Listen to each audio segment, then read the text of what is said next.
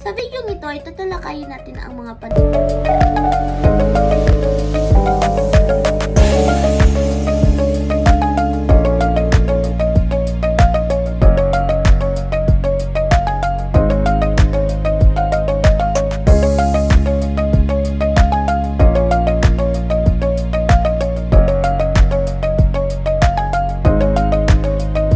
kahulugan, kahalagahan ng panitikan. Ang panitikan ay nanggaling sa salitang panititikan na ang titik ay nangangahulugan ng literatura na nagmula sa Latin na literana. Ang panitikan ay tumatalakay ng buhay, pamumuhay, pamahalaan, lipunan at pananampalataya at mga karanasan kaugnay ng iba't ibang uri ng damdamin ng tao katulad ng pag-ibig, kaligayahan, kalungkutan, pag-asa, pagkabigo, pagkapuot, pagkahimagsik, sindak at pangamba. Lubhang mahalaga ang panitikan. Mabisang lakas ito na tumutulong sa pag-unlad ng sibilisasyon at lipunan ng isang bansa. Magwawakas lamang ito kung ang mga tao ay mawawala na ng kakayahang makapagpapahayag ng kaisipan, damdamin at karanasan. Mayayari mawala ang kaunlaran material, ngunit kailangan ay hindi mawawala ang panitikan. At ang isang uri nito ay bugtong. Bugtong. Ang bugtong ay isang uri ng talinghaga na nagbibigay ng mga pahiwatig upang hula ng isang misteryosong tanong. Ito ay binubuo ng salitang mayroong iba't ibang kahulugan kaysa sa literal na kahulugan nito. Ang mga bugtong ay binubuo ng maraming uri tulad ng hayop, halaman, bagay, lugar, at iba pa. Ang mga ito ay maaaring maging simple o malalim na mayroong metapora at simile. Sa wikang Ingles, ang bugtong ay tinatawag na riddle.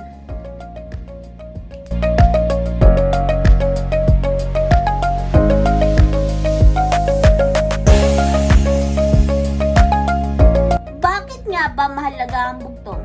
Tara, alamin natin. Ang pagbabahagi ng bugtong ay hindi lang nakatulong sa pagpapalawak ng kaalaman at bokabularyo ng isang tao, kundi ito rin ay isang paraan upang mapanatili ang ating kultura at tradisyon. Sa pamamagitan ng pagpapasa ng bugtong mula sa isang henerasyon ay patungo sa susunod, ay nagagawa natin na mapanatili ang kahalagahan ng pagpapahalaga sa ating tradisyon at kasaysayan. Sa pagpapalawak ng kaalaman tungkol sa mga bugtong, nakatutulong tayo upang maipapasa ito sa mga susunod na henerasyon.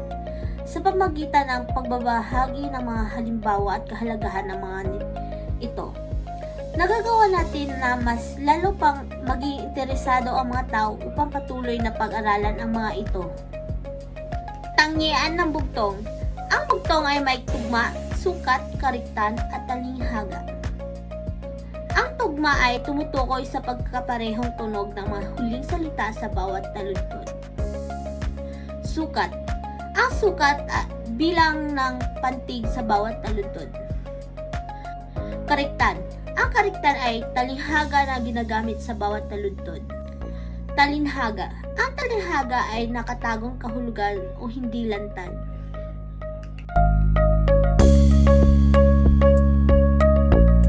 Mga paraan sa pagsulat ng bugtong. Una, kinakailangan naglalaman ito ng sukat, tugma, kariktan, at talinghaga, diwa.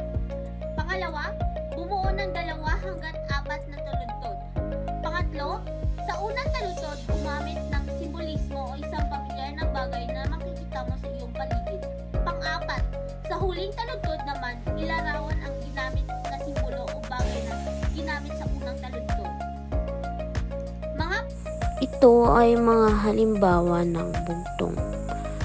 Ati mo, ati ko, ati ng lahat ng tao. At ang sagot nito ay atis. Sunod. Isda ko sa marabeles na sa loob ang kaliskis. At ang sagot naman nito ay sili. At ang sunod ay may puno walang bunga, may dahon walang sanga. At ang sagot naman nito ay sandok. Hayan na si kaka, buka-buka ka. At ang sagot naman nito ay gunting. Sunod ay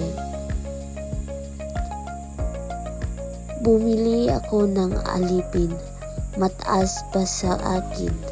At ang sagot ay sombrero. Dumaan ang hari, nagkagatan ang mga pari. At ang sagot ay zipper.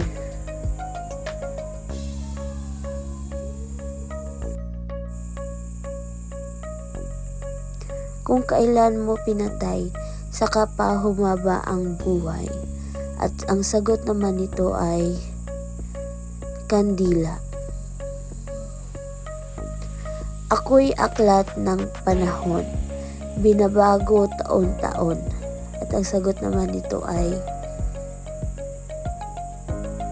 kalendaryo.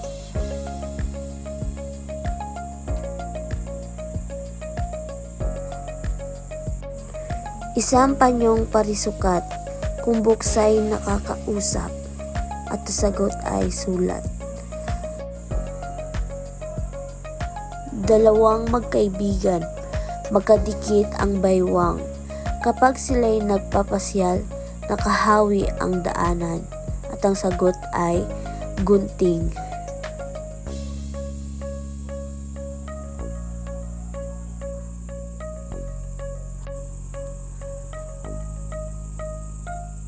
Dalawang batong itim, malayong narating. Ang sagot ay mga mata. Nakayuko ang reyna, di nalalaglag ang korona. At ang sagot naman ay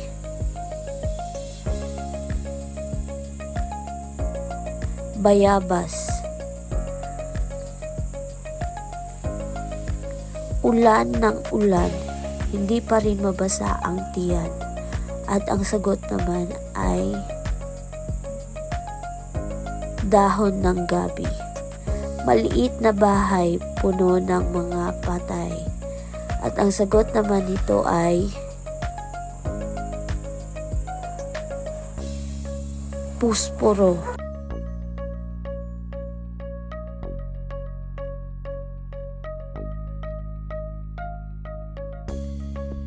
Maraming paa, walang kamay, may pamigkis sa baywang, ang ulo'y parang tagayan, alagad ng kalinisan. At ang sagot ay walis.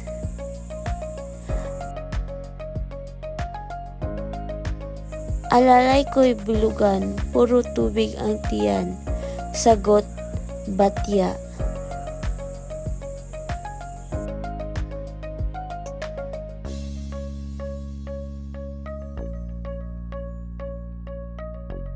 Itapon mo kahit saan, babalik sa pinanggalingan. Ang sagot ay yoyo. Walang paa, lumalakad, walang bibig, nangungusap, walang hindi hinaharap na may dala-dalang sulat. At ang sagot ay sobre.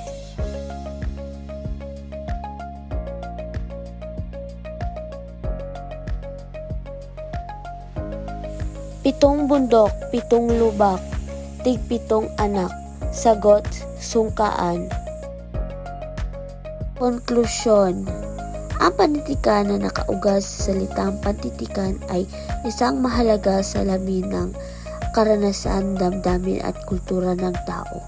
Ang mga anyo nito tulad ng bugtong ay nag-aambag sa pagyayabong ng ating wika at tradisyon. Ang bugtong sa kanyang mga pahiwatig at kalinhaga ay hindi lamang naglalarawan ng mga bagay at karanasan, kundi nagsisilbing tulay upang mapanatili ang ating yaman sa kultura at kasaysayan. Sa pagbabahagi at paglikha ng mga ito, naipapasa natin ang kaalaman at pagpapahalaga sa mga susunod na henerasyon na nagbibigay din sa kahalagahan ng panitikan sa pagbuo ng isang makulay at masiglang lipunan. At dito na nagtatapos ang aking pagtatalakay. Maraming salamat sa lahat ng nakinig at sumubaybay sa video kong ito.